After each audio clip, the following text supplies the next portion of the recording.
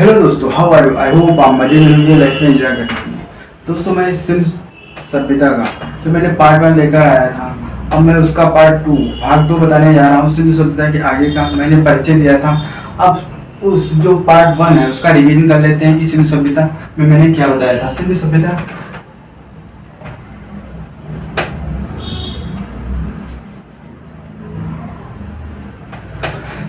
का मैंने बताया था कि जैसे कार्बन 14 है, जो उससे विश्लेषण पद्धति है, जो उसके उसके द्वारा सर्वमान्य नीति जो दी गई 2400 ईसा पूर्व से 1700 ईसा पूर्व तक बताई गई थी। अब इस सिंधु सभ्यता की खोज दयाराम साहनी ने 1921 ईस्वी में की थी। 1921 में की थी, दयाराम साहनी के द्वारा मानी जाती है। मैंने आपको बताया कि सिंधु सभ्यता कांस्य युगीन सभ्यता मानी जाती है। कांस्य युगीन सभ्यता है और प्रागैतिहासिक काल में रखा गया है। सिंधु सभ्यता के स्थल हैं जो इन भारत में अलग अलग क्षेत्र में पाए गए हैं, मैंने आपको बहुत ही अच्छी तरीके से डिस्कस किया था। और मैंने बताया था कि जो सिंधु सभ्यता के जो सिंधु सभ्यता के जो नगर हैं, 6 नगर प्रमुख 6 नगर बताए थे आपको। तो चलिए फटाफट रिवीजन कर लेते हैं। सिंधु सभ्यता जो कार्बन 14 है, कार्बन 14 के अनुसार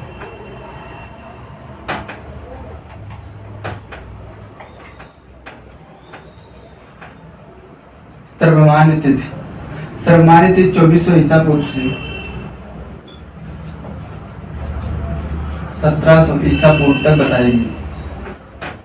1700 ईसा पूर्व तक बताएगी। जो यहाँ से मैं बताऊंगी, जो कार्बन, जो अमेरिका एक रासायनिक साइंटिस्ट थे, उन्होंने बताया कि जो जिस पदार्थ में कार्बन की जितनी मात्रा अधिक होगी वह पदार्थ उतना ही प्राचीन माना जाता है। तो जो हमारे अमेरिका के साइंटिस्ट BF लीवी ने बताया था, यानी कि BF लीवी ने बताया था कि जिस कार्बन पदार्थ में सबसे ज्यादा कार्बन 14 की मात्रा होगी वह सबसे ही प्राचीन पदार्थ माना जाएगा। यानी कि ये रासायनिक विज्ञान है, रासायनिक विज्ञान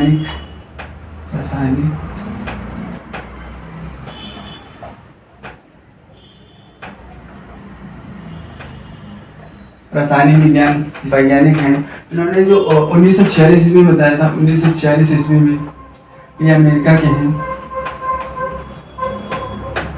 मैंने बताया था सिंधु सभ्यता के जो अलग अलग स्थल पाए गए हैं। और ये जो सिंधु सभ्यता है कांस्य युगीन सभ्यता बताई गई थी कि सिंधु सभ्यता कांस्य युगीन सभ्यता,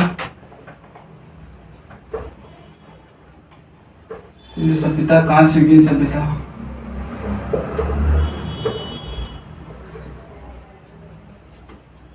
कांस्य युगीन सभ्यता बताई गई थी। इसे प्रागैतिहासिक काल में रखा गया है। प्रागैतिहासिक काल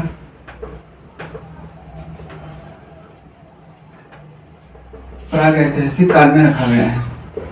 मैंने बताया था कि प्रागैतिहासिक काल में बताया गया। सिंधु सभ्यता के जो स्थल हैं अलग अलग बताया था मैंने। उत्तरी जो मैंने बताया था कि पश्चिमी स्थल वो दास नदी के किनारे शुष्क कांगेडोर बलूचिस्तान में बताया गया। यानी कि शुष्क कांगेडोर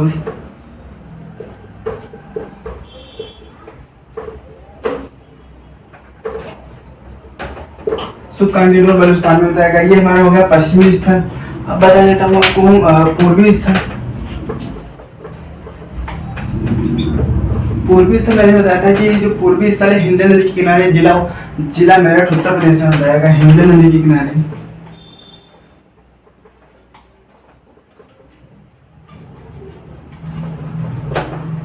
जिला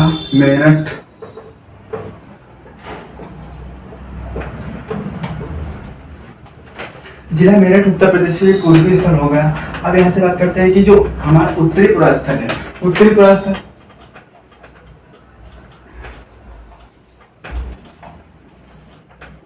चिनाब नदी के तट पर मांदा जिला, यानी कि जिला मांदा में बताया गया। जम्मू कश्मीर में जो हमारा जो दक्षिणी पुरास्थल था महाराष्ट्र में गोदावरी नदी के तट पर जिला अहमदाबाद में बताया गया। यानी कि चिनाब नदी जम्मू कश्मीर मांदा जिला ये हमारा होगा उत्तरी, ये वाला हमारा उत्तरी हो गया। अब एक हमारा बचा है जो दक्षिणी पुरास्थल है।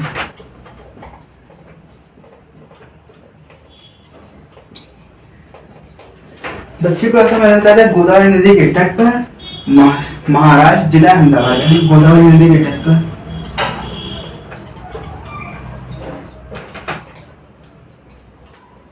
महाराष्ट्र अहमदाबाद।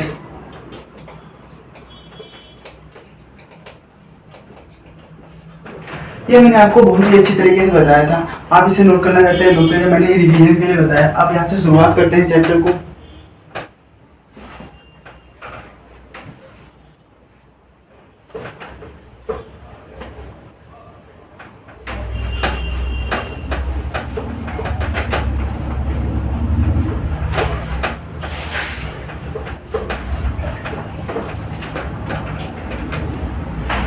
सिंधु सभ्यता के बारे में इसको बताया था। ये सिंधु सभ्यता में जो 6 प्रमुख नगर बताए गए थे सिंधु सभ्यता में,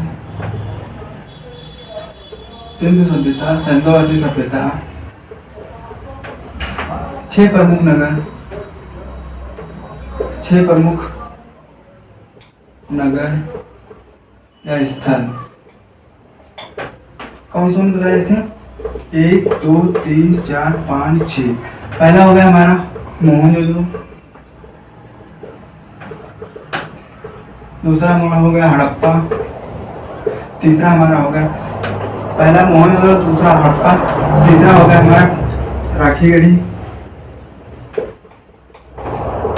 चौथा हमारा हो गया गढ़वाली वाला, पांचवा हमारा हो गया राखीगढ़ी, गढ़वाली वाला और हो गया धौलावीरा, छठा हमारा हो गया कालीबंगन। पहले भाग में मैंने इसको भी डिस्कस किया था कि हड़प्पा जो स्थल है सबसे पहला खोजने वाला जो दयाराम साहनी के द्वारा 1921 में इसकी खोज हुई थी। 1921 ईस्वी में खोज हुई थी दयाराम साहनी के द्वारा। दयाराम साहनी के द्वारा इसकी खोज हुई थी। यहाँ से मोहनजोदड़ो को मैंने बताया था कि राखालदास बनर्जी ने 1922 में की थी। राखालदास बनर्जी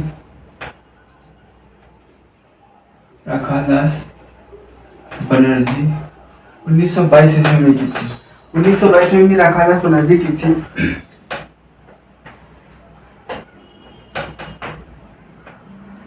जो हमारा राखीगढ़ी है, ये धौलवीरा है। धौलवीरा को मैंने बताया था कि लोनी नदी के किनारे, लोनी नदी के किनारे है धौलावीरा, लोनी के किनारे है। इसकी खोज जेपी जोशी ने की थी। जेपी जोशी ने की थी। इसकी खोज जेपी जोशी ने 1967 ईस्वी में की थी। 1967 ईस्वी में 1967 ईस्वी में की थी। जो कालीबंगन है हमारे घग्गर नदी के किनारे है। कालीबंगन है घग्गर नदी के किनारे, राजस्थान का हनुमानगढ़ जिला, यानी कि राजस्थान का हनुमानगढ़ जिला, राजस्थान का हनुमानगढ़ जिला, राजस्थान का हनुमानगढ़ जिला हो गया। मैंने बता दिया था। ये धौलवीरा है, लोनी नदी का जेपी जोशी ने 1967 ईस्वी में की थी। जो कालीबंगन है अमलानंद घोष ने, इसकी जो कालीबंगन है इसकी खोज अमलानंद घोष ने की थी, यानी कि अमलानंद घोष ने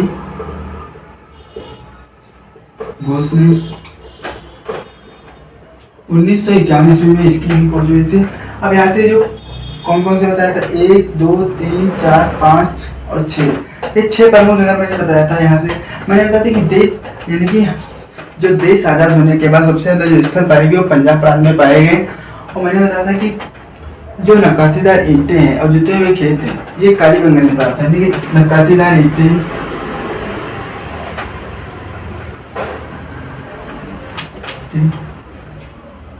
तथा जुते हुए खेत कालीबंगन से प्राप्त है। कालीबंगन से प्राप्त है। कालीबंगन से प्राप्त है। अब मैं बात करता हूँ जो लोथल तथा सुतकोटदा है, ये सिंधु सभ्यता के 2 बंदरगाह है, लोथल तथा सुतकोटदा। कालीबंगन ये 2 सिंधु सभ्यता के बंदरगाह हैं। सिंधु सभ्यता के बहुत ही प्यारा प्रश्न बनता है कि जो लोथल होता है सिंधु सभ्यता के क्या है, तो हम बता देंगे। आंसर हमारा होगा बंदरगाह है। और प्रश्न बनता है कि नक्काशीदार ईंटें जुटे हुए खेत कहाँ से मिले हैं, तो बता देंगे कालीबंगन से प्राप्त है। कालीबंगन की जो खोज हुई थी, इसने की थी कालीबंगन की खोज अमलानंद घोष ने 1951 ईस्वी में की थी। बहुत ही इंपॉर्टेंट है ये कालीबंगन। धौलावीरा की लोनी नदी किनारे स्थित है। इसकी खोज 1967 ईस्वी में जेपी जोशी ने की थी। अब हड़प्पा की 1921 में दयाराम साहनी ने की थी। मोहनजोदड़ो ने राखालदास बनर्जी ने 1922 ईस्वी में की थी। आपको बहुत ही अच्छी तरीके से जान लेना चाहिए। इसको मैं फिर से रफ कर देता हूँ, आप स्क्रीनशॉट लेना चाहते हैं ले लीजिए।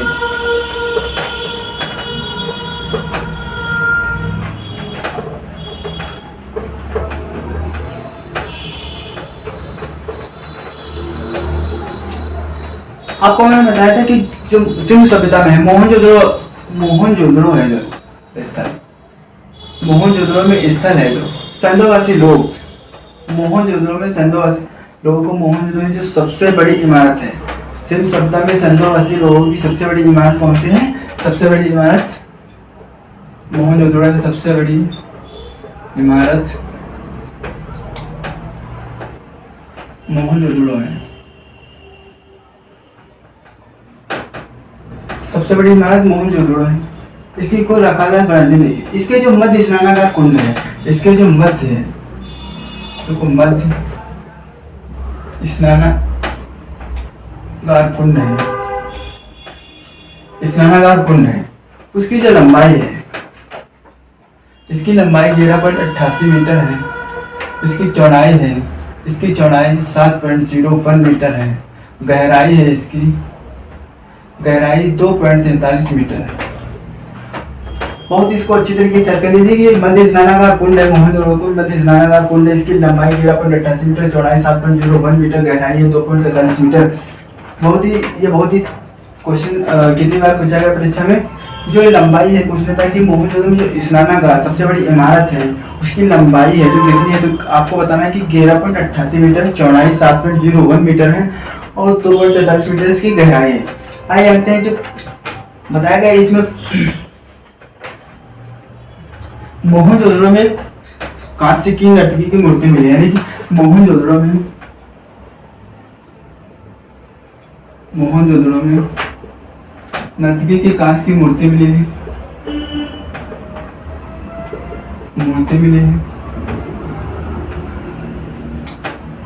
नर्तकी की कांस्य मूर्ति मिली है। मोहनजोदड़ो में बताया गया कि पशुपतिनाथ, यानी कि जो मोहनजोदड़ो में कांस्य की प्रतिमा जो पशुपतिनाथ की है, फिर मूर्ति मिली है मोहनजोदड़ो में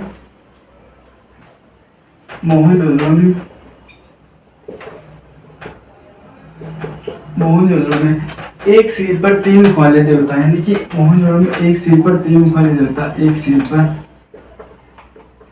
3 मुख वाले देवता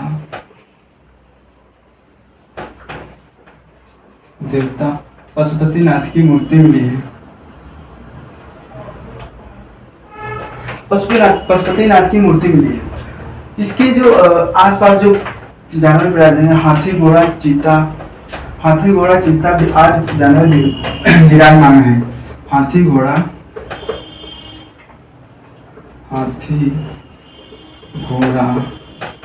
चीता गैड़ा विराजमान है। ये हमारा हो गया बहुत ही अच्छी तरीके से। मोहनजोदड़ो में नर्तकी की कांस्य मूर्ति मिली है। मोहनजोदड़ो में एक सिर पर 3 मुख वाले देवता पशुपतिनाथ की मूर्ति मिली है, जिसमें इसके आसपास जो है चारों ओर हाथी घोड़ा चीता गैड़ा विराजमान है। बहुत ही प्यारा क्वेश्चन बनता है कि एक सिर पर 3 मुख वाले देवता कौन से देवता? पशुपतिनाथ है, जो उसके चारों ओर हाथी घोड़ा चीता गैड़ा विराजमान है। अब यहाँ से मोहनजोदड़ो की जो लंबाई है 11.88 मीटर, चौड़ाई है 7.01 मीटर, गहराई 2.43 मीटर, आप याद कर सकते हैं इसको। हड़प्पा की सभ्यता पर सबसे अधिक संघीय पुष्पांकन मिलता है। हड़प्पा की सभ्यता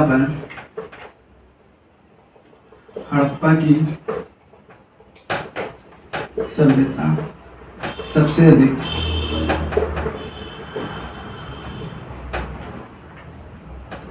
संघीय पुष्पांकन मिलता है।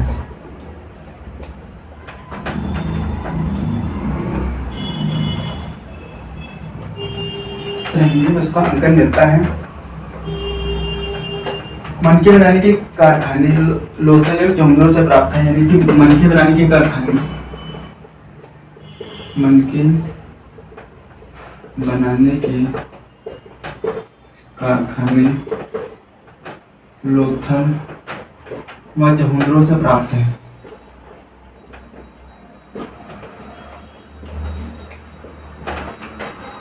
यहाँ पर डिवीजन करते हैं। सबसे बड़ी इमारत मोहनजोदड़ो सुनाना का जो कुंड है लंबाई 11.88 मीटर, जो गहराई है उसकी 2.43 जो चौड़ाई है 7.01 मीटर है। मोहनजोदड़ो में नरकी की कांस्य मूर्ति मिली है। मोहनजोदड़ो में एक सिर पर 3 फल देवता जो पशुपतिनाथ की मूर्ति मिली है, उसके चारों ओर हाथी घोड़ा चीता आदि जानवर विराजमान है। हड़प्पा की सभ्यता पर सबसे अधिक श्रृंगी उसका अंकन मिलता है, जो मनके बनाने के कारखाने लोथल व चौंधरों से प्राप्त है। अब यहाँ से जो सिंध सभ्यता के लोग हैं वो मिठास के लिए, सिंधुवासी जो लोग थे मिठास के लिए शहद का प्रयोग करते थे, यानी कि सिंधुवासी लोग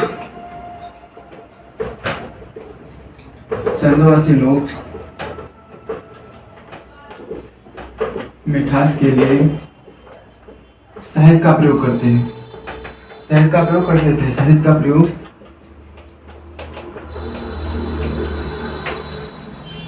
करते थे, शहद का प्रयोग करते थे। शहद को इंग्लिश में हनी कहते हैं।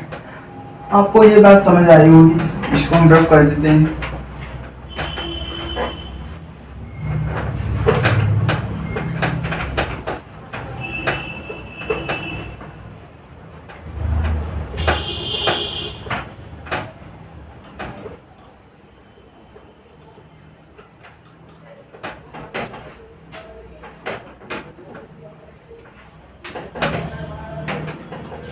तो सिंधु सभ्यता की जो लिपि है वो भाव चित्रात्मक है, यानी कि सिंधु सभ्यता की लिपि,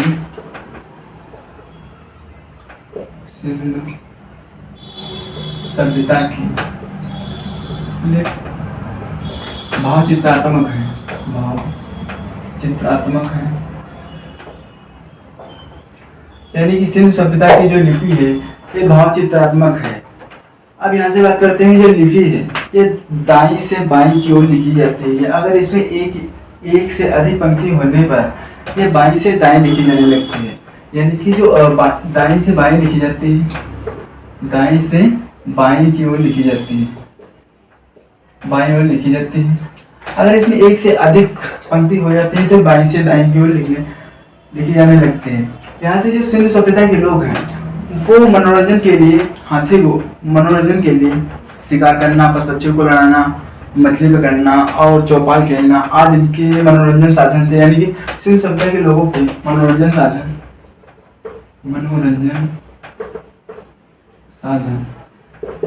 मछली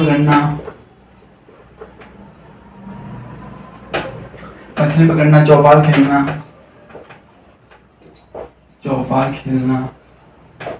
पक्षियों को लड़ाना,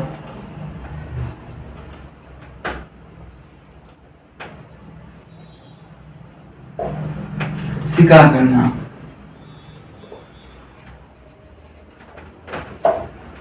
आज इनके मनोरंजन साधन थे। सिंधु सभ्यता के हैं जो 2 पहियों 4 पहियों की गाड़ी का उपयोग, यानी कि बैलगाड़ियों, भैंसा गाड़ी का उपयोग करते थे। सिंधु सभ्यता के लोग, सिंधु सभ्यता के लोग 2 पहिया 4 पहिया वाली गाड़ी, 2 पहिया तथा 4 पहिया बैलगाड़ी और भैंसा गाड़ी का उपयोग करते थे, यानी कि बैलगाड़ी भैंसा गाड़ी का उपयोग करते थे, बैलगाड़ी भैंसा गाड़ी का उपयोग करते थे। यहाँ से एक बात समझ आ गई कि सिंधु सभ्यता के लोग थे वो जो 2 पहियों 4 पहिया, यानी कि तब वहां पर गाड़ियां नहीं हुआ करती थी, तो यहाँ पर ये जो बैलगाड़ी और भैंसा गाड़ी का उपयोग करते थे।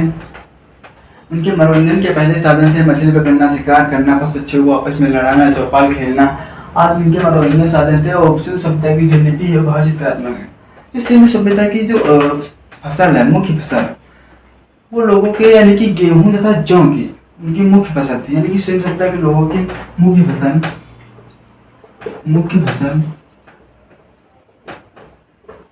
गेहूं तथा जौ थी,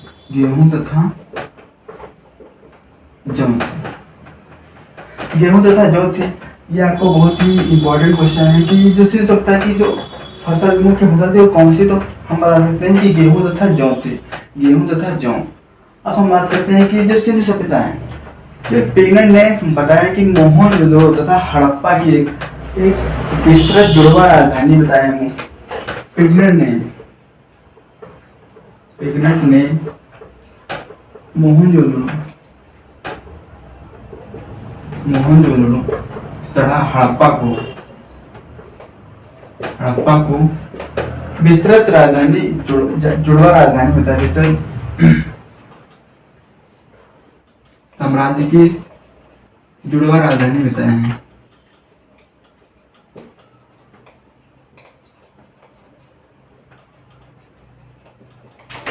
विस्तृत साम्राज्य का जुड़वा राजधानी बताया है। यानी कि पिगनेट ने मोहनजोदड़ो तथा हड़प्पा को विस्तृत साम्राज्य की जुड़वा राजधानी बताया। मुख्य फसल थी इसमें गेहूं तथा जौ थी। जो हम बताते हैं कि जो तांबा का आयातित वस्तुएं थे, ये तांबा कहाँ से, सभ्यता में तांबा कहाँ से आता था, मैं आपको बता दूं। जो तांबा था, तांबा ओमान से आता था, ओमान बलूचिस्तान से आता था, बलूचिस्तान, तांबा ओमान तथा बलूचिस्तान से आता था। चांदी अफगानिस्तान ईरान से आती थी, चांदी अफगानिस्तान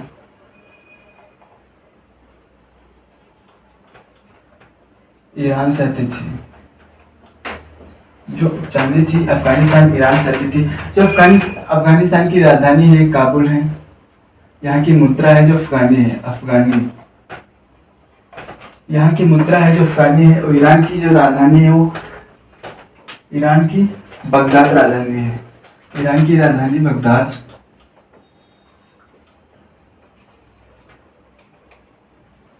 है। ईरान की राजधानी बगदाद हो गई। अब यहाँ से बात करते हैं ये जो ओमान है, ओमान की राजधानी मस्कट है, यानी कि ओमान की राजधानी मस्कट। यहाँ पर लिख देते हैं ओमान की राजधानी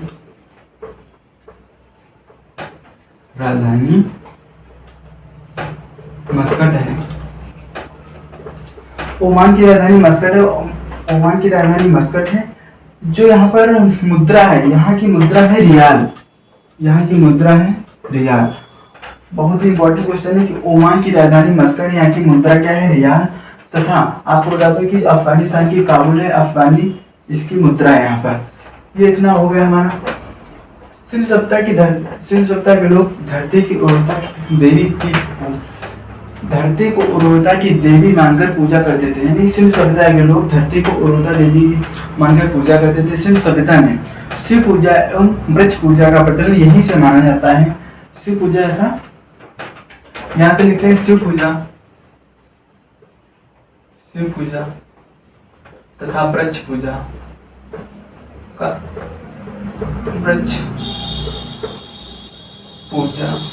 का साक्ष्य यहीं से मिलता है।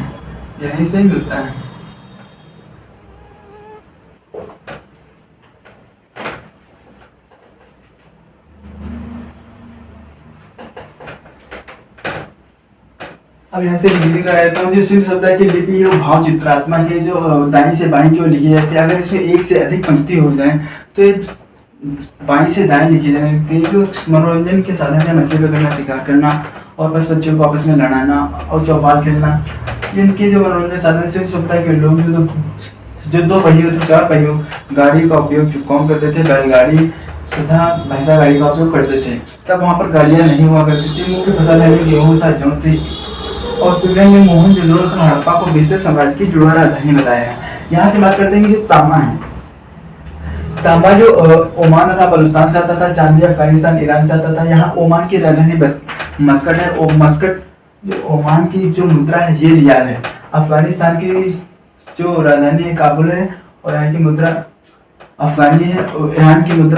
ईरान की राजधानी बगदाद है। आशा करता हूँ कि यह वीडियो आपको पसंद आया होगा। अगर हमारे चैनल पर पहली बार है, चैनल को सब्सक्राइब जरूर कर लीजिए। वीडियो अगर अच्छी लगे दोस्तों के पास शेयर कीजिए।